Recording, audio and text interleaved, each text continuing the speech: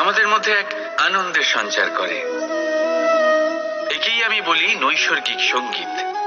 কখনো ভেবে দেখেছেন এই সঙ্গীত উৎপন্ন করার জন্য জলকে কত পরিশ্রম করতে হয়, কি না করতে হয়?